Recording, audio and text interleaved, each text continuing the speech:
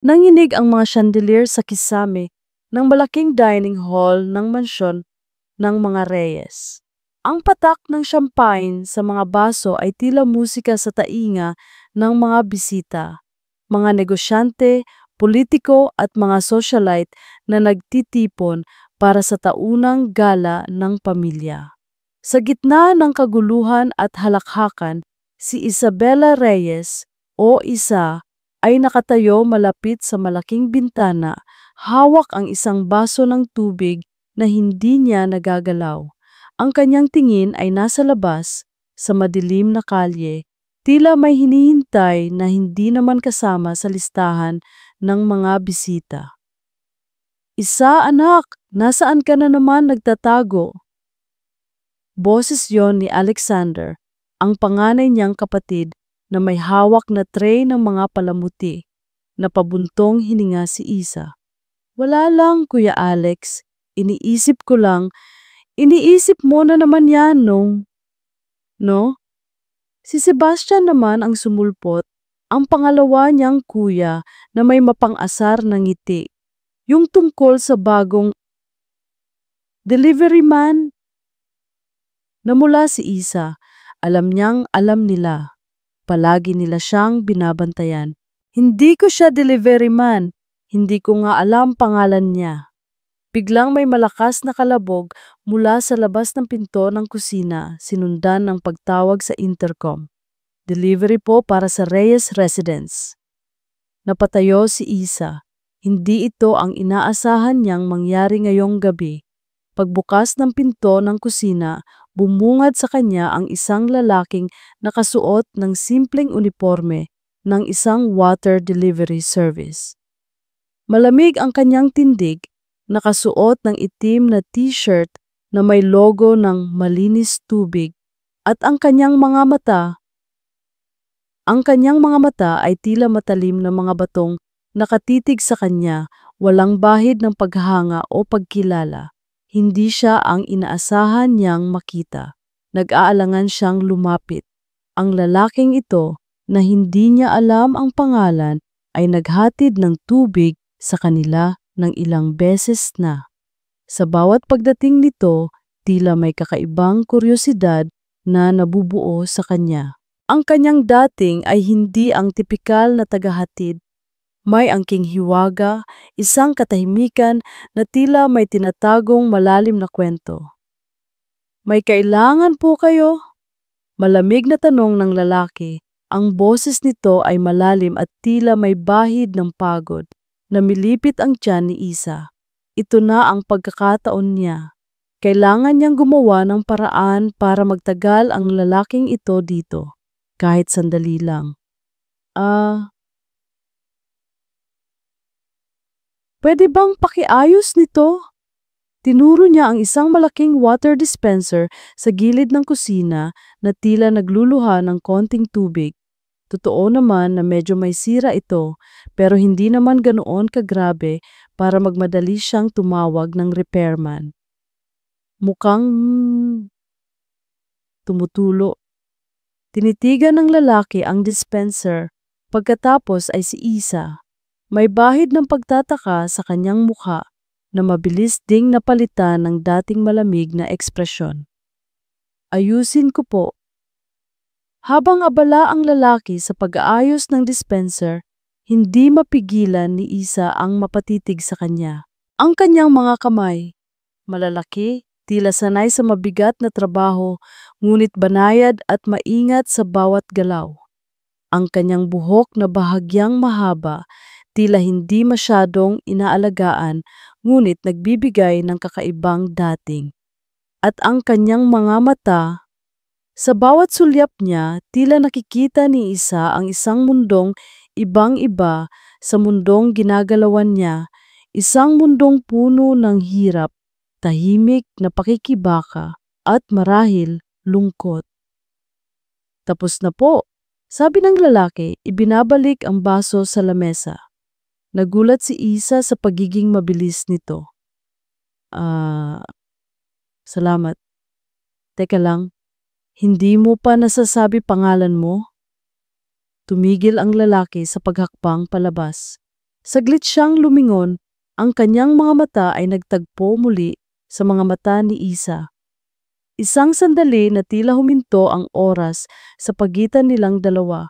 Ngunit bago pa man ito makasagot, narinig ang sigaw ng kanyang kuya mula sa malayo.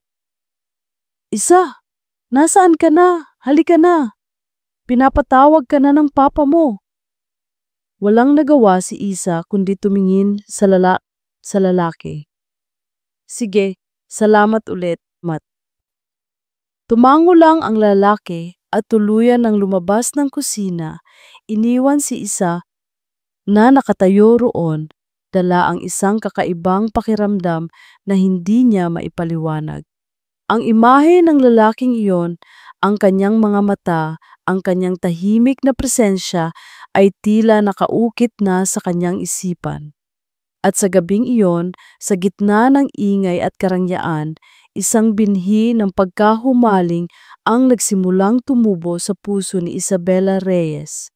Dinding ang mga ilaw sa kalsada na tumatagos sa windshield ng aking luma, ngunit maaasahang delivery van. Nasa biyahe ako pauwi, ang katawan ay pagod, ang isip ay mabigat. Ang bawat pag-andar ng makina ay tila ritmo ng paulit-ulit na buhay. Gising, trabaho, uwi, tulog. Paulit-ulit. Napapikit ako ng mariin. Ang imahe ng babaeng iyon, si Isabela Reyes, ay tila naglalaro sa aking isipan. Ang kanyang mga mata puno ng kuryosidad na tila hindi tugma sa karangyaan ng kanyang paligid. Ang kanyang pagtawag sa akin para sa isang maliit na problema sa water dispenser na kaya ko namang ayusin sa loob lamang ng ilang minuto. Bakit niya ginawa iyon? Para lang ba mapatagal ang presensya ko roon? O may iba pa? Mabilis kong ibinaling ang isip. Di dapat. Iyon ang una at pinakamahalagang patakaran na itinatak ko sa aking sarili. Huwag masyadong kumonekta, huwag masyadong magbigay ng pag-asa. Ang mundo namin ay magkaiba. Ang mga paa namin ay hindi pantay. Sila ay nakatira sa mga mansyon, naglalakad sa mamahaling karpet, habang ako ay nagbubuhat ng mabibigat na galon ng tubig, naglalakad sa mga basang kalsada, at natutulog sa maliit na apartment na pinagsasaluhan namin ng aking mga kapatid. Naalala ko ang sinabi ni Mama noon bago siya nagkasakit ng malubha. Mateo anak, huwag mong hayaang yurakan ka ng kahit sino dahil lang sa estado ninyo sa buhay. Magsumikap ka, mag-aral ka ng mabuti.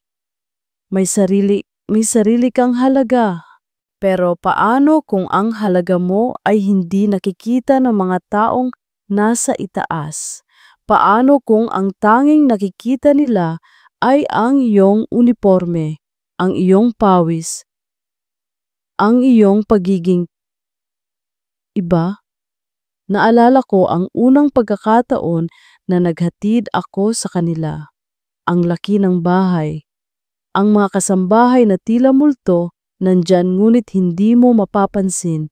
Ang mga bisita na nakasuot ng magagarang damit, tila mga tauhan sa isang pelikula. At si Isabela, nakita ko siya noon sa malayo, nakatayo sa balkonahe, tila isang anghel na nakakulong sa isang gintong hawla. Hindi ko siya pinansin. Kailangan kong maging profesional. Kailangan kong gawin ang trabaho ko at umalis. Ngunit ngayong gabi, iba. Tila sinasadya niyang kausapin ako. Tila sinasadya niyang ipakita ang kanyang pagiging interesado. Biglang tumunog ang aking cellphone. Isang text message mula sa isang hindi kilalang numero. Iyon ang simula, huwag kang magkakamali, hindi sila tulad ng inaakala mo. Napakunot ang noo ko. Sino ito? Isang babala? O isang pagsubo? Sino ang makakaalam tungkol sa pagbisita ko kanina maliban sa pamilya Reyes? O baka naman may kinalaman ito sa kanila? Isang malamig na kaba ang gumapang sa aking sikmura. Lalo akong nagduda, lalo akong nag-alinlangan. Kung totoo ang sinasabi ng text na ito, ibig sabihin, mas komplikado ang lahat kaysa sa aking inaakala. Bumuntong hininga ako, kailangan kong maging mas maingat, kailangan kong protektahan ang sarili ko, at higit sa lahat, kailangan kong itago ang anumang nararamdaman ko. Kung meron man. Nakarating ako sa tapat ng aking apartment building. Habang bumababa ako ng van, tila may naramdaman akong presensya. Luminga ako sa paligid. Walang tao. Ngunit ang pakiramdam ay nandyan pa rin. Tila may nagmamasid. Pumasok ako sa maliit na gate. Bago ako umakyat sa hagdan, napahinto ako. Sa ilalim ng pinto ng aming apartment, may nakita akong isang maliit na brown na bag. Hindi iyon dati naroon. Dahan-dahan ko itong kinuha. Magaan lang ito. Binuksan ko. Laking gulat ko nang makita ang isang maliit na bago at makintab na gamit. Isang multi-tool. Kasama nito ang isang maliit na piraso ng papel. Nakasulat doon ang isang simpleng mensahe. Para sa mga kailangang ayusin.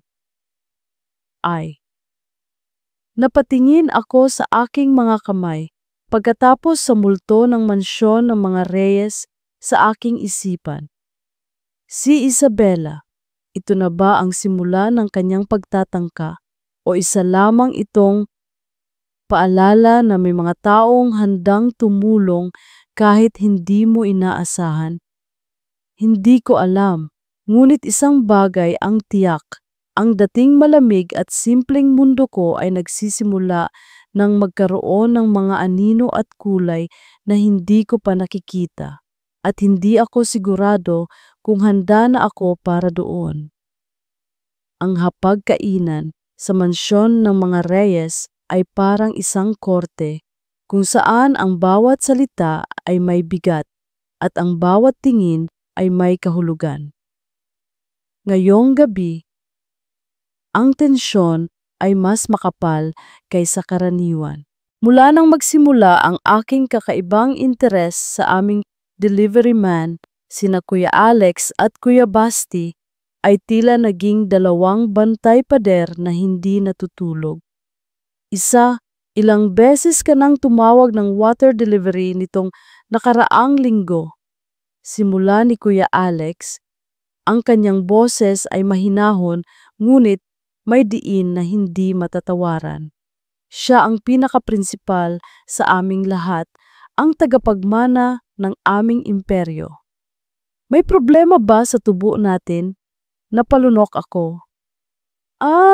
Hindi naman kuya. Napansin ko lang na medyo malakas ang daloy ng tubig sa gripo sa kusina. Akala ko baka may kailangan lang ayusin. At ang delivery man ang tinawag mo? Si Kuya Basti naman ang utak sa likod ng mga negosasyon at estratehiya ng aming kumpanya. Ang kanyang mga mata ay tila sinusuri ang bawat salita ko. Alam niyang nagsisinungaling ako o hindi bababasa, hindi sinasabi ang buong katotohanan. Mayroon akong lumang vice na nabasag. Kuya Basti? Pagdadahilan ko, pilit na ngumingiti. Medyo malaki ang parte, kaya naisip ko baka kailangan ng malakas na kamay para makatulong sa pagligpit. Sinubukan kong gawing kapanipaniwala ang lahat. Ang totoo, nahulog ko talaga ang paborito kong vase habang naglilinis ako ng kwarto at ang pagtawag sa delivery service ay ang aking paraan para magkaroon ng dahilan na makita ulit siya. Nagkatinginan sina Kuya Alex at Kuya Basti. Hindi sila kumbinsido. Isa, alam mo namang pwede mong sabihin sa amin kung may problema, sabi ni Kuya Alex. Ang kanyang tinig ay nagiging mas mahinahon. tila nag-aalala. Hindi mo kailangang gawin lahat ng ito mag-isa. Alam ko, kuya.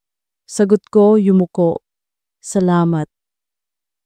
Naramdaman ko ang mga mata ng aking iba pang mga kapatid. Si Kuya Nico na tila natatawa sa sitwasyon, si Kuya Rafa na tila nag-iisip, at si Kuya Jules na mukhang nag-aalala para sa akin. Pagkatapos ng hapunan, habang naglilinis ako ng aking kwarto, aksidente kong nahulog ang aking maliit na music box na regalo sa akin ni Mama. Ito ang isa sa mga pinakamahalagang bagay na natira sa akin. Nagkalat ang maliliit na piyesa nito sa sahig. Napahawak ako sa aking dibdib, nanginginig ang mga kamay. Hindi ko alam ang gagawin ko. Sa gitna ng aking pagkalito at pag-aalala, naalala ko ang multi-tool na biglang sumulpot sa ilalim ng pinto kaninang umaga. Sino kaya ang nagbigay nito? Siya kaya? Naisip ko ang kanyang mga kamay kanina, malalaki, tila sanay sa mabigat na trabaho, ngunit maingat. Baka kaya niyang ayusin ito. Kinuha ko ang music box at ang mga piyesa nito, kasama ang bagong multi-tool. Kailangan kong subukan. Kahit na alam kong mali ang ginagawa ko, kahit na alam kong baka magalit na naman ang mga kuya ko, ang music box na ito ay mahalaga sa akin. Lumapit ako sa intercom sa aming silid. Nag-aalangan ako. Hello? This is Isabella Reyes sa master bedroom. Sabi ko, ang boses ko ay bahagyang nanginginig. Meron kasi akong nasirang gamit. Medyo maliit lang naman. Baka pwede pong kayong humiram ng konting tulong. Naghintay ako. Ang katahimikan sa kabilang linya ay tila napakatagal. Akala ko hindi na siya sasagot. Ngunit pagkatapos ng ilang sandali, narinig ko ang kanyang mababang boses mula sa kabilang dulo. Sandali lang po, ma'am. Papunta na po ako. Nang makita ko siyang muli, ang kanyang malamig na ekspresyon ay bahagya pa ring naroon, ngunit mayroon na akong napapansing kakaiba.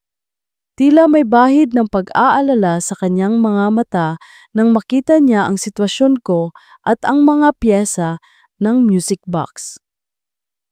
Mukhang medyo mahirap po itong ayusin, sabi niya, habang maingat niyang tinitingnan ang mga piraso. Kaya ko naman pong magbayad, sabi ko agad, tila nagmamadali. Kahit magkano po, umiling siya. Hindi na po kailangan, ma'am. Kung mahirap talaga, baka kailangan niyo pong ipatingin sa totoong technician. Ngunit habang sinasabi niya iyon, kinuha niya ang ilang maliliit na piyesa at ang multi-tool. Nagsimula siyang kumilos nang may kahusayan. Ang kanyang mga daliri ay gumagalaw ng may determinasyon. Habang ginagawa niya iyon, hindi ko mapigilang mapatingin sa kanya. Nakita ko ang kanyang pagod, ang kanyang pagiging profesional, ngunit higit sa lahat, nakita ko ang isang banayad na pag-aalaga sa kanyang mga kilos. Tila hindi lang siya isang simpleng delivery man. Tila mayroon siyang puso na kayang makaramdam. Maya-maya, natapos na niya ang pag-aayos. Inilagay niya ang music box sa aking kamay. Nang buksan ko ito, tumugtog ang pamilyar na himig. Nanlaki ang aking mga mata. Gumagana na ulit ito. Paano mo nagawa yon? Tanong ko, namamangha. Bahagya siyang ngumiti. Isang ngiti na bihira kong makita. Isang ngiti na nagpapabago sa kanyang buong mukha. May mga bagay lang po na kailangang paglaanan ng konting oras at pasensya, ma'am. Tumingin siya sa aking mga mata. Hindi lahat ng bagay ay kailangang bilhin. Minsan, sapat na ang konting pagmamalasakit. Natahimik ako. Ang mga salitang iyon ay tumagos sa akin. Tumingin siya sa akin hindi bilang isang mayaman na amo, kundi bilang isang tao. At sa sandaling iyon, naramdaman ko na ang distansya sa pagitan namin ay tila nababawasan. Matapos ang insidente sa music box, hindi mapakali si Isa. Ang mga salita ni Mateo, hindi lahat ng bagay ay kailangang bilhin. Minsan, sapat na ang konting pagmamalasakit. Ay paulit-ulit na bumabagyo sa kanyang isipan. Nais niyang malaman pa ang tungkol sa lalaking ito na tila nagmula sa ibang mundo, ngunit nagpapakita ng mga kilos na puno ng kabutihan. Sinimulan niyang magsaliksik, hindi sa paraang bastos o mapanghimasok, kundi sa paraang maingat at halos hindi mapapansin. Sa tulong ng isa niyang kaibigan na may koneksyon sa social media, nahanap niya ang ilang lumang account na maaaring pagmamay-ari ni Mateo. Nakita niya ang mga larawan ng isang binatang masayahin, kasama ang kanyang pamilya, isang matandang babae na sa tingin niya ay ang kanyang ina, at ilang mas bata pang mga kapatid. Ang mga larawan ay simple, walang arte, puno ng totoong ngiti at pagmamahal. Nakita rin niya ang ilang mga post tungkol sa paghihirap ng kanilang pamilya, ang mga pangarap ni Mateo na makapagtapos ng pag-aaral para sa ikabubuti ng lahat. Habang pinagmamasdan niya ang mga larawang ito, hindi mapigilan ni Isa na makaramdam ng awa at kasabay nito paghanga. Ang hirap na dinanas ng lalaking ito, ang mga sakripisyo na ginagawa niya, malayo sa lahat ng karangyaan na nakasanayan niya. Naisip niya, paano kaya kung matulungan niya ito? Ngunit paano? Ayaw niyang magmukhang nagpapanggap na mabuti o masahol pa na tinatrato niya ito na parang isang proyekto. Naisip niya ang isang pagkakataon. Nabalitaan niya mula sa isa sa mga kasambahay na ang nakababatang kapatid ni Mateo ay may sakit at nangangailangan ng mamahaling gamot na hindi kayang bilhin ng kanilang pamilya. Dito na nagsimulang kumilos si Isa. Sa pamamagitan ng isang anonymous account at sa tulong ng kanyang kaibigan, nagpadala siya ng pera sa isang lokal na foundation na tumutulong sa mga may sakit na may kasamang tagubilin na gamitin ang pondo para sa gamot ng kapatid ni Mateo. Hindi niya ito ginawa para makakuha ng pasasalamat. Ginawa niya ito dahil gusto niyang makatulong. Gusto niyang makita ang nangiti sa muka ng kapatid ni Mateo. At marahil gusto niyang makita muli ang nangiti sa muka ni Mateo. Sa kabilang banda, napansin ni Mateo ang pagbabago. Ang mga gamot na kailangan ng kanyang nakababatang kapatid ay biglang dumating, na may kasamang sulat mula sa foundation na nagsasabing may nagbigay ng tulong. Hindi niya alam kung sino ang dapat niyang pasalamatan, ngunit ang kanyang puso ay napuno ng kakaibang init. Mayroon pa palang mga taong handang tumulong nang walang hinihintay na kapalit. Isang araw habang naghahatid siya ng tubig sa isang residential area na hindi kalayuan sa mansyon ng mga Reyes, nakita niya si Isa na naglalakad mag-isa. Nakasuot ito ng simpleng damit, tila hindi naman napansin ng mga tao sa paligid, tila naghahanap ng isang partikular na address. Nag-aalangan siyang lumapit, ngunit may puwersa na humihila sa kanya. "Ma'am," tawag niya. Napalingon si Isa, tila nagulat na makita siya roon. Ngunit ang kanyang ngiti ay totoo. "Mateo, anong ginagawa mo rito?" "Nagde-deliver lang po," sagot niya, medyo nahiya. "Kayo po mukhang naliligaw kayo?" Hindi naman," sabi ni Isa pilit na ngumingiti. "May hinahanap lang akong isang maliit na tindahan dito. Sabi kasi ng kaibigan ko, dito daw mabibili yung mga paborito kong imported na tsokolate." May kakaibang kutob si Mateo. Tila hindi kapanipaniwala ang dahilan ni Isa. Ngunit sa halip na magtanong pa, nagpasya siyang tulungan na lang ito. Alam ko po kung saan yon. Dito po sa kanto. Gusto niyo po bang samahan ko kayo? Nagulat si Isa sa alok ni Mateo, ngunit hindi niya ito tinanggihan. Habang naglalakad sila, nagkaroon sila ng pagkakataong mag-usap. Mas malaya na ang kanilang usapan kumpara dati. Nalaman ni Isa ang tungkol sa pangarap ni Mateo na magtayo ng sarili niyang maliit na negosyo balang araw at ang kanyang dedikasyon sa pag-aaral.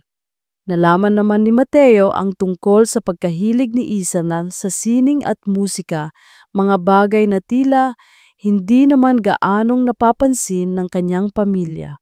Habang naglalakad sila palayo sa isang sulok, hindi nila namalayang may isang lalaking nakamasid sa kanila mula sa kanyang sasakyan. Nakasuot ito ng mamahaling suit at ang kanyang mukha ay puno ng kalkulasyon. Siya si Mr. Ricardo De Leon, isang dating business partner ng ama ni Isa, na may malalim na galit sa pamilya Reyes. Nakita niya ang interaksyon ni Mateo at Isabela at sa kanyang isipan isang masamang plano ang nabubuo. Isang delivery boy, bulong ni De Leon sa sarili na may mapaglarong ngiti. Mukhang mayroon akong bagong laruan para sirain ang kanilang kasiyahan. Ang paglalakad kasama si Mateo kanina ay nagbigay sa akin ng kakaibang saya. Sa unang pagkakataon, naramdaman kong hindi ako lang ang Isabela Reyes na anak ng isang bilyonaryo. Naramdaman kong may nakikipag-ugnayan sa akin bilang ako, si Isa.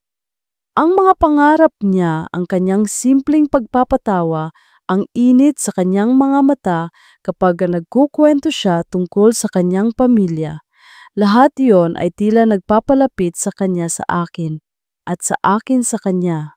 Ngunit ang kasiyahang iyon ay hindi nagtagal. Pag-uwi ko, may kakaiba akong naramdamang tensyon sa mansyon. Si Kuya Alex ay nakikipag-usap sa telepono sa kanyang study room at ang tono ng kanyang boses ay hindi maganda. Nang matapos siya, agad niya akong pinapunta roon. Isa, simula niya ang kanyang mukha ay seryoso. May kailangan akong malaman mula sa iyo.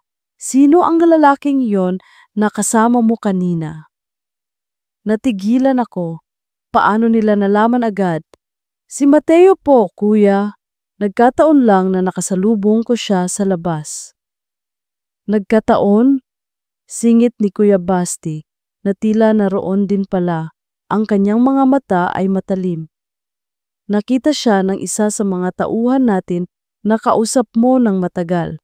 At ang mas malala, kasama niya ang isang lalaki na hindi natin kilala. Nagdilim ang paningin ko. Sino po? Ricardo De Leon, sabi ni Kuya Alex. Ang pangalan na iyon ay tila may bahid ng puot sa kanyang bibig. Isang dating kasosyo ng ating ama. May hindi magandang kasaysayan sila. Hindi ko alam kung ano ang pinag-uusapan nila ng lalaking iyan.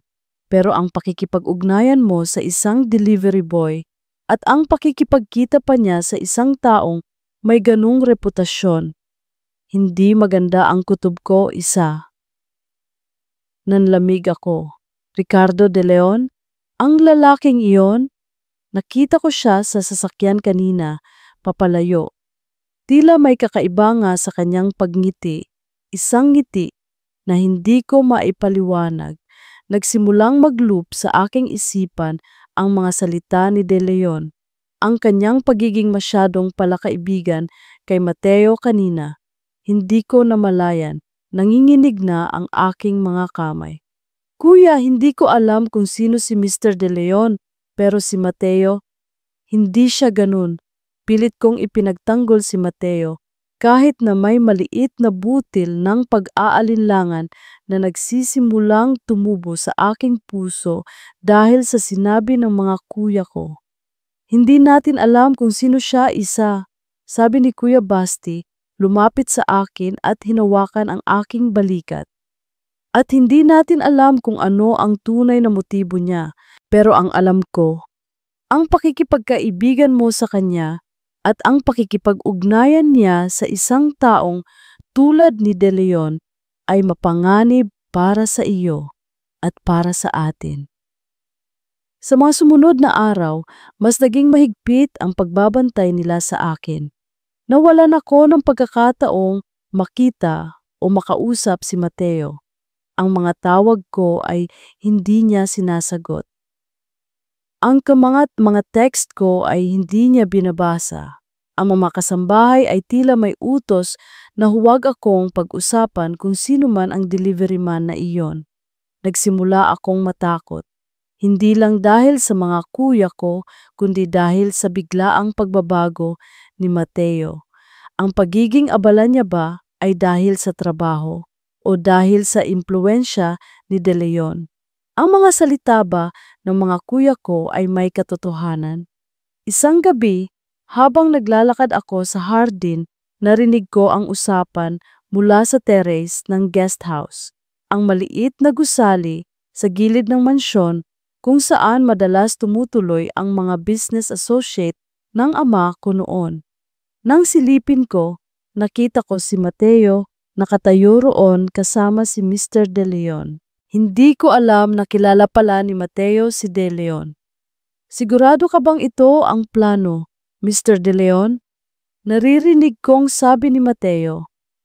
Ang kanyang boses ay puno ng pag-aalinlangan. Oo naman, Mateo, sagot ni De Leon. Ang kanyang tawa ay tila may bahid ng panlilinlang. Ang mga Reyes ay hindi kailanman tatanggapin ang isang tulad mo para sa kanilang prinsesa. Ang kailangan mo lang gawin ay ipakita sa kanila na hindi ka karapat-dapat. At ako, tutulungan kita. Bibigyan kita ng oportunidad na ipakita ang iyong galing. Kapalit nito, kailangan mo lang gawin ang ilang bagay para sa akin, tulad ng pagkuha ng impormasyon tungkol sa mga transaksyon nila. Nanginig ako sa aking kinatatayuan. Mateo, nakikipagsabwatan kay De Leon? Kunin ang impormasyon tungkol sa pamilya ko. Ang mga salitang iyon ay tila mga patak ng asido na tumatalsik sa aking puso. Ang taong pinaniwalaan kong may mabuting puso ay tila kabilang pala sa mga taong gustong manakit sa amin. Hindi ko napigilan ang aking sarili. Lumapit ako sa kanila. Ang mga mata ko ay puno ng luha at pagtataksil. Mateo, ano ang ibig sabihin nito? Napadako ang tingin nila sa akin. Si Mateo, ang kanyang mukha ay nagulat at pagkatapos ay napalitan ng kawalan ng pag-asa. Si De Leon, ang kanyang ngiti ay tila lalong lumapad, puno ng tagumpay. Nagsimulang sabi ni Mateo, ngunit pinutol ko siya. Paano mo nagawa yon? Sabi ko, ang boses ko ay nanginginig. Bakit ka nakikipagsabwatan sa kanya? Akala ko ba totoo ang lahat? Hindi mo naiintindihan. Pakiusap ni Mateo. Ngunit tila wala na siyang mapagsimulan. Tama ang sinabi ko sa iyo, Mateo, sabi ni De Leon, lumapit sa akin at tila naglalambing. Ang mga tulad ninyo ay hindi kailanman magiging katulad nila. Mas mabuti pang tanggapin mo na lang iyon. Naramdaman ko ang pagbagsak ng aking mundo, ang lahat ng aking pag-asa, ang lahat ng aking paniniwala ay tila naglaho sa isang iglap. Tumingin ako kay Mateo, ang kanyang mga mata ay puno ng pagsisisi, ngunit hindi ko na alam kung paniniwalaan ko pa ba ito. Umalis ka na. Sabi ko sa kanya, ang boses ko ay halos pabulong na lamang. Huwag ka nang magpapakita pa sa akin. Tumalikod ako at tumakbo palayo. iniwan silang dalawa roon at iniwan ang aking puso na durog na durog. Ang bawat hangin na humahampas sa aking muka habang tumatakbo ako palayo sa teres ay tila mga kamay na humahampas sa aking pagkatao. Ang mga salita ni De Leon, ang malamig na tingin ni Mateo, ang pagbagsak ng aking mundo. Lahat iyon ay naghahalo sa aking isipan. Lumilikha ng isang nakakabinging katahimikan sa aking loob. Bumagsak ako sa damuhan sa pinakamalayo at pinakamadilim na bahagi ng hardin, niyakap ang aking mga tuhod at hinayaang bumuhos ang mga luhang kanina ko pa pinipigilan. Hindi ko alam kung gaano ako katagal na naroon.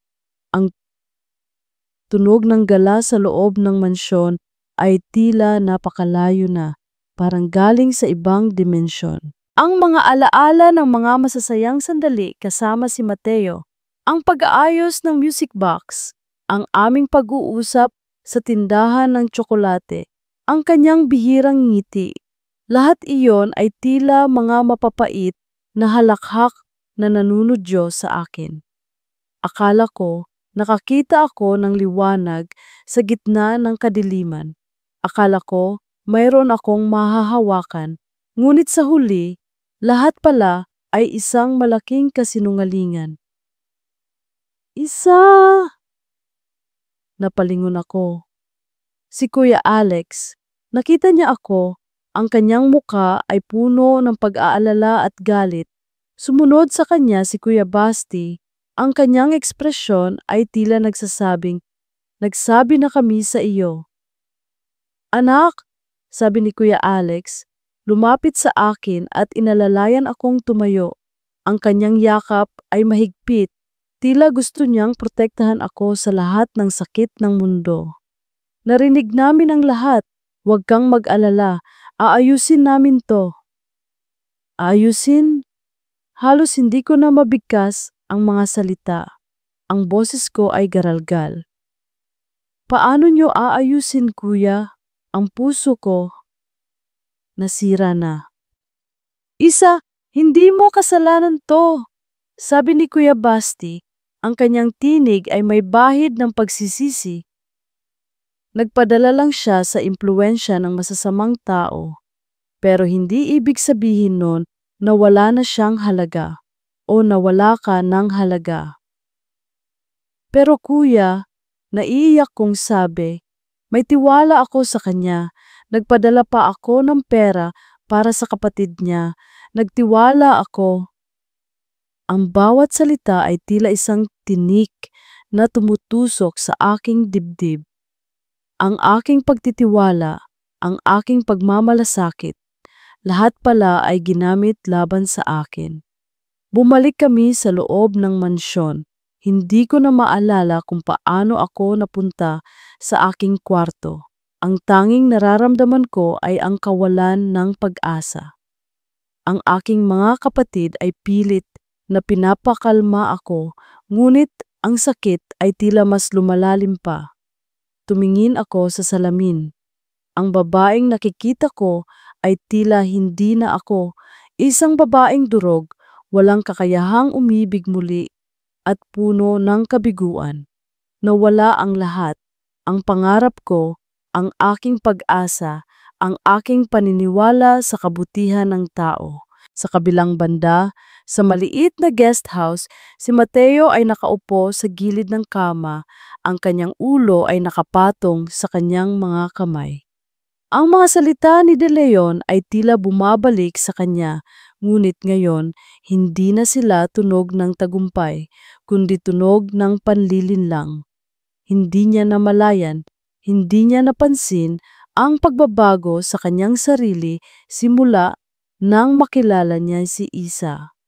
Ang kanyang malamig na puso ay nagsisimulang magkaroon ng init, ngunit sa isang iglap, sinira niya ang lahat. Naisip niya ang mga mata ni Isa kanina, ang pagtataka, ang pagdududa at ang tuluyang pagkasira ng tiwala. Ang bawat luha na pumatak Mula sa kanyang mga mata ay tila patak ng dugo na kumakawala sa kanyang puso. Hindi niya alam kung paano niya ito gagawin, ngunit alam niyang kailangan niyang itama ang kanyang pagkakamali. Kailangan niyang ipagpat ang lahat. Kailangan niyang lumaban para kay Isa, hindi lang para kay De Leon, kundi para sa kanyang sarili. Habang nakikinig siya sa malayong tugtog ng musika mula sa gala, napagtanto ni Mateo ang isang bagay. Si De Leon ay hindi lamang naglalaro sa mga Reyes. Naglalaro rin ito sa kanya. Ginagamit nito ang kanyang mga kahinaan, ang kanyang mga insecurities, para maisakatuparan ang masama nitong plano.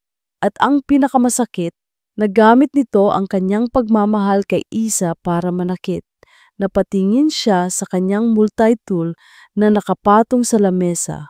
Ang regalong iyon mula kay Isa. Isang paalala ng kabutihan na ipinakita nito sa kanya kahit na hindi niya ito nararapat. Isang paalala ng mga pangakong hindi niya natupad. Hindi! Bulong niya sa sarili. Hindi pa tapos to. Lumipas ang ilang araw na tila walang hanggan. Ang mansyon ng mga Reyes ay nababalot ng isang malungkot na katahimikan. Ang mga dating tawanan ay napalitan ng mabibigat na buntong hininga. Ako, si Isabela Reyes, ang dating prinsesa na laging nakangiti, ay tila nawalan ng kulay. Ang aking mga kuya, lalo na sina Kuya Alex at Kuya Basti, ay pilit na nagpapakita ng lakas, ngunit nararamdaman ko ang kanilang pag-aalala at pagsisisi. Isang hapon, habang nakaupo ako sa aking balkonahe, nakatingin sa malayo, isang tinig ang aking narinig. Ate Isa? Napalingon ako, si Kuya Rafael, o Rafa, siya ang pang-apat sa aming magkakapatid, ang pinakarebelde kung titingnan, ang madalas na nawawala at kung minsan ay hindi ko masyadong nakakausap. Ngunit ngayon, naroon siya nakatayo sa harap ko, na may kakaibang seryoso sa kanyang mga mata. Bakit ka nandito, Kuya Rafa? Tanong ko, ang boses ko ay mahina. Umupo siya sa tabi ko, lumayo ng konti para hindi ako masyadong mautal. Alam ko na nahihirapan ka, ate. Napayuko ako. Hindi ko alam kung ano pa ang masasabi ko. Ang sakit ay tila bumabalik sa tuwing naiisip ko si Mateo. Hindi mo kasalanan to, alam mo ba yon? Sabi niya, tila binabasa ang nasa isip ko. Si Mateo, hindi ko alam kung anong nangyari sa kanya, pero alam kong hindi siya ang tipo ng lalaking gagawa ng masama ng walang dahilan. At si Mr. De Leon, matagal ko nang naririnig ang pangalan niyan, laging may kinalaman sa gulo at paninira. Nagulat ako sa sinabi niya. Si Kuya Rafa, na madalas ay wala sa sarili, ay tila may alam tungkol kay De Leon. Paano mo nalaman? Marami akong koneksyon, ate. Ngumiti siya ng bahagya, isang ngiti na tila may halong panganib. Hindi lang sa mga party at bar. Alam mo naman, hindi ako ang tipo ng kapatid na laging nasa tabi niyo, pero hindi ibig sabihin nun na hindi ko kayo binabantayan. Nakita ko ang pakikipag-usap ni De Leon kay Mateo. At nakita ko rin kung paano siya nag-iiba simula nang makilala kanya. Nagningning ang isang maliit na pag-asa sa puso ko. So, naniniwala ka na hindi kasalanan ni Mateo? Hindi ko sinasabing walang kasalanan si Mateo, sagot niya. Pero alam kong ginamit lang siya at alam kong mahal ka niya. Nakita ko sa mga mata niya nung gabing yun. Galit siya sa sarili niya, hindi sa iyo. Pagkatapos ay ibinigay niya sa akin ang isang folder. Nakakuha ako ng ilang impormasyon tungkol kay De Leon. mga lumang kaso, mga hindi natapos na negosasyon. May kinalaman to sa nawala na deal ng ating ama noon. Mukhang may kinalaman si De Leon doon. Pinuklat ko ang folder. Nakakita ako ng mga pangalan, petsa, at mga numero na tila pamilyar ngunit hindi ko maintindihan ang kabuuan. Ngunit isang bagay ang malinaw, si De Leon ay talagang may masamang intensyon laban sa aming pamilya. Ano ang gagawin ko dito, kuya? Tanong ko. Hindi ko alam, sabi niya tumayo. Pero kung gusto mong malaman ang totoo, kung gusto mong patunayan na hindi ka nagkamali sa pagpili mo, kailangan mong lumaban. Hindi ka pwedeng magmukmok na lang dito. Kailangan mong ipakita sa kanila, kay Mateo, kay De Leon, at higit sa lahat sa sarili mo, na si Isabela Reyes ay hindi isang babaeng madaling durugin. Ang mga salita ni Kuya Rafa ay tila bumuhos na parang malamig na tubig sa aking nagbabagang puso. Oo, tama siya. Hindi ako pwedeng magpatuloy na magmukmok. Hindi ako ang babaeng iyon. Simula noon, nagbago ang lahat. Sa tulong ni Kuya Rafa, sinimulan kong pag-aralan ang mga dokumento. Hindi ako tumigil sa paghahanap ng mga ebidensya. Nagpunta ako sa mga lumang opisina. Kinausap ang mga dating empleyado ng aking ama, naghalongkat sa mga lumang archives. Halos hindi na ako natutulog, hindi na ako kumakain. Ang aking mga kuya, lalo na sina Kuya Alex at Kuya Basti, ay nagulat sa aking determinasyon. Ang kanilang pag-aalala ay napalitan ng paghanga.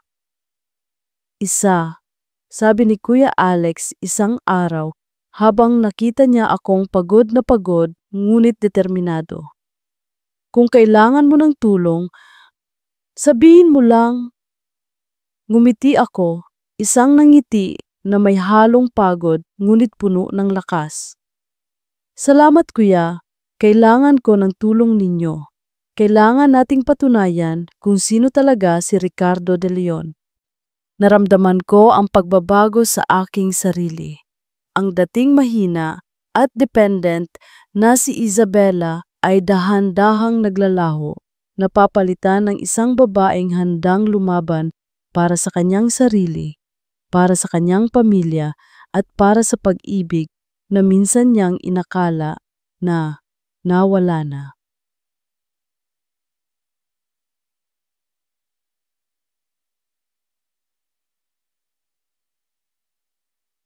Ang bawat hibla ng aking pagkatao ay nanginginig sa kaba at determinasyon. Ang mga araw ng paghahanap ay nagbunga.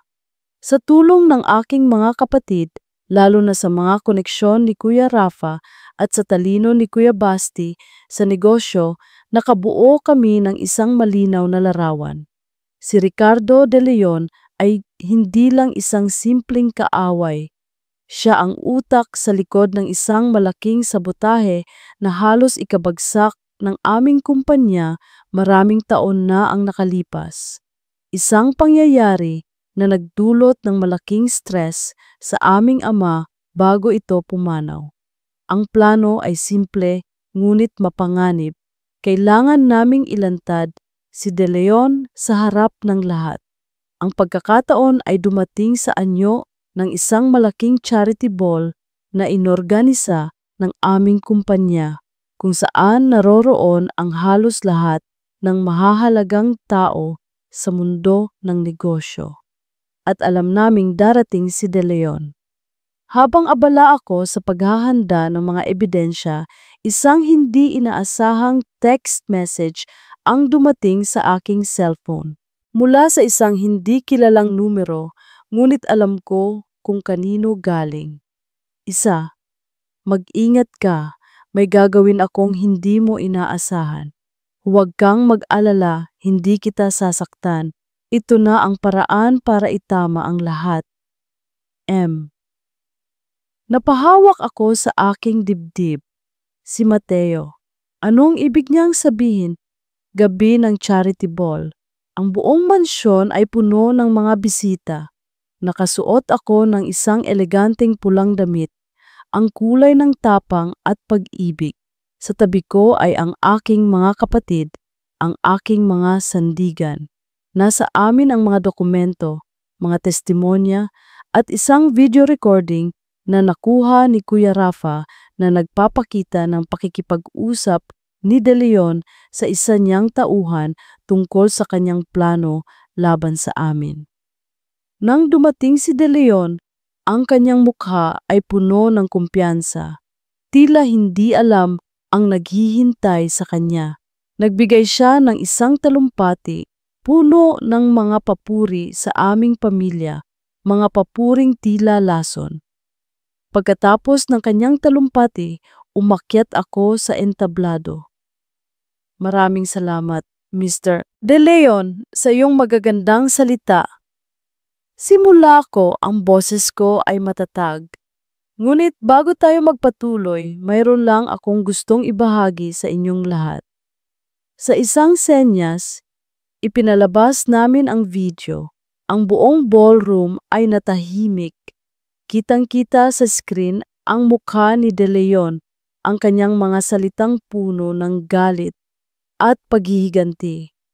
Ang kanyang plano na gamitin si Mateo para sirain ang aming pamilya ay malinaw na maririnig.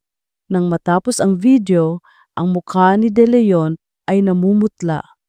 Isang kasinungalingan, isang paninira, sigaw niya. Kasinungalingan ba, Mr. De Leon? Sabi ko, inilabas ang mga dokumento. O katotohanan na matagal mo nang tinatago. Biglang bumukas ang mga pinto ng ballroom. Pumasok ang mga pulis. Ngunit bago pa man sila makalapit kay De Leon, isang boses ang narinig mula sa likuran. Ako ang magpapatunay. Napalingon ang lahat, si Mateo. Nakatayo siya roon, ang kanyang muka ay puno ng determinasyon. May dala siyang isang maliit na recording device. Nirecord ko ang lahat ng aming pag-uusap. Sabi ni Mateo, ang kanyang boses ay malinaw at malakas. Mula sa simula, sinabi niya sa akin na tutulungan niya ako, na bibigyan niya ako ng oportunidad. Ngunit ang totoo, ginamit niya lang ako. Ginamit niya ang kahinaan ko, ang aking insecurities para sirain ang pamilya Reyes. At ginamit niya ang pagmamahal ko kay Isa para saktan siya. Lumapit siya sa akin, ang kanyang mga mata ay puno ng pagsisisi at pagmamahal. Patawarin mo ako, Isa. Nagkamali ako, pero hindi ako magnanakaw, hindi ako traidor, at hindi ko kailanman sasaktan ang babaeng mahal ko. Ibinigay niya ang recording device sa mga pulis. Si De Leon ay wala nang nagawa. Habang dinadala siya palabas sa mga pulis, ang kanyang muka ay puno ng pagkatalo. Nang matapos ang lahat, lumapit sa amin si Kuya Alex at Kuya Basti. Mateo, sabi ni Kuya Alex, patawarin mo kami, nagkamali kami sa paghusga sa iyo. Wala po iyon, sir, sagot ni Mateo, yumuko. Tumingin ako sa kanya. Ang aking puso ay puno ng iba't ibang emosyon, pasasalamat, pag-unawa at pag-ibig na hindi kailanman nawala. Lumapit ako sa kanya, ang mga luha ay nagsisimulang mamuo sa aking mga mata. Salamat, Mateo, sabi ko, ang boses ko ay nanginginig. Hinawakan niya ang aking mga kamay, ang kanyang mga mata ay nakatitig sa akin. Isa, alam kong nasaktan kita. Alam kong mahirap nang ibalik ang tiwala mo. Pero sana bigyan mo ako ng isa pang pagkakataon. Mahal na mahal kita. Hindi ko na napigilan ang aking mga luha. Tumango ako. Mahal din kita, Mateo. Sa gitna ng ballroom, sa harap ng lahat ng tao, niyakap niya ako. At sa sandaling iyon, naramdaman kong buo na ulit ako. Ang ingay ng ballroom ay unti-unting humina o baka sadyang nabingilang ako sa malakas na tibok ng aking puso. Ang lahat ng mga mata ay tila nakatuon sa amin, ngunit sa sandaling iyon, ang tanging nakikita ko lang ay si Mateo. Ang kanyang mga mata, na dati puno ng pader at pag-aalinlangan, ay ngayoy isang bukas na libro ng pagmamahal at pagsisisi. Naramdaman ko ang kamay ni Mateo na mas humigpit sa pagkakahawak sa kanya. Isang pangako, isang simula. Lumapit sa amin sina Kuya Alex at Kuya Basti. Ang kanilang mga mukha, na dati puno ng pagdududa, ay ngayoy may bahid ng paggalang at pagtanggap. Mateo, sabi ni Kuya Alex, ang kanyang boses ay mas malumanay kaysa karaniwan. Wala akong ibang masabi kundi salamat. At patawad. Ngumiti si Mateo, isang ngiti na totoo at walang halong pagkukunwari. Wala po iyon, sir. Ang mahalaga po ay ligtas si Isa at ang inyong pamilya. Huwag mo na kaming tawaging sir, sabat ni Kuya Basti, na may bahagyang ngiti sa kanyang labi. Pamilya na tayo ngayon. Naramdaman ko ang pag-init ng aking mga mata. Ang mga kapatid ko, ang aking mga protektor, ay sa wakas ay nakita na ang tunay na halaga ng lalaking nasa harap ko. Hindi dahil sa pera o estado sa buhay, kundi dahil sa kanyang katapangan at busilak na puso. Lumipas ang mga buwan. Ang mga sugat ay unti-unting naghilom. Ang iskandalo tungkol kay De Leon ay naging balita sa loob ng ilang linggo, ngunit sa huli, ang katotohanan ang nanaig. Si Mateo, sa tulong ng aking mga kapatid, ay nagsimulang mag-aral muli habang nagtatrabaho. Tinutupad ang kanyang mga pangarap ng may bagong kumpiyansa at inspirasyon. At ako, natutunan kong tumayo sa sarili kong mga paa, hindi bilang isang prinsesang kailangang iligtas, kundi bilang isang babaeng kayang lumaban para sa kanyang minamahal. At ngayon, nakatayo ako sa harap ng isang malaking salamin, suot ang isang puting bestida na simple ngunit elegante. Araw ng aming kasal. Habang naglalakad ako, alakad ko sa pasilyo ng simbahan, nakahawak sa braso ni Kuya Alex, ang lahat ng ingay ay tila naglaho. Ang tanging naririnig ko lang ay ang himig ng organ at ang tibok ng aking puso. Sa dulo ng pasilyo, naghihintay si Mateo, nakasuot ng isang barong na lalong nagpatingkad sa kanyang dignidad. Ang kanyang mga mata ay nakatuon lamang sa akin, puno ng luha ng kaligayahan. Nang kami magkaharap na sa altar, hinawakan niya ang aking mga kamay. Isa, bulong niya, ang kanyang boses ay nanginginig sa emosyon. Mula sa isang delivery man na puno ng galit sa mundo, binigyan mo ako ng dahilan para maniwala ulit. Ipinakita mo sa akin na ang tunay na pag-ibig ay hindi nasusukat sa yaman, kundi sa pag-unawa, pagpapatawad at pagtitiwala. Pangako, iingatan kita at ang pag-ibig na ito habang ako'y nabubuhay. Napaluha ako. Mateo, sabi ko, ikaw ang nagturo sa akin kung paano lumaban. Pinalabas mo ang tapang na hindi ko alam na mayroon ako. Ipinakita mo sa akin na ang pag-ibig ay hindi laging madali, ngunit ito ay laging karapat-dapat na ipaglaban. Tinatanggap kita hindi bilang aking tagapagligtas, kundi bilang aking katuwang, aking kaibigan, at aking kabiyak. Nang sabihin ng pari ang mga salitang, maaari mo nang halikan ang nobya, ang mundo ko ay naging kumpleto. Kinagabihan, matapos ang selebrasyon, tumayo kaming dalawa sa balkonahe ng aming bagong tahanan. Isang bahay na simple, malayo sa mansyon, ngunit puno ng aming mga pangarap.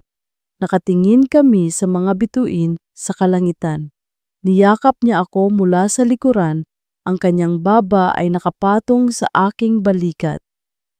Masaya ka ba? Tanong niya. Tumingin ako sa kanya, ang aking puso ay umaapaw sa kaligayahan. Higit pa sa masaya, hinawakan ko ang kanyang kamay na nakayakap sa akin. Ang lahat ng hirap, lahat ng sakit, lahat ng pagsubok, lahat ay may halaga. Dahil dinala kami nito sa sandaling ito. Sa wakas, bulong ko, habang nakatingin sa aming kinabukasan na tila kasing liwanag ng mga bituin. Nagsisimula pa lang ang kwento natin, Mateo.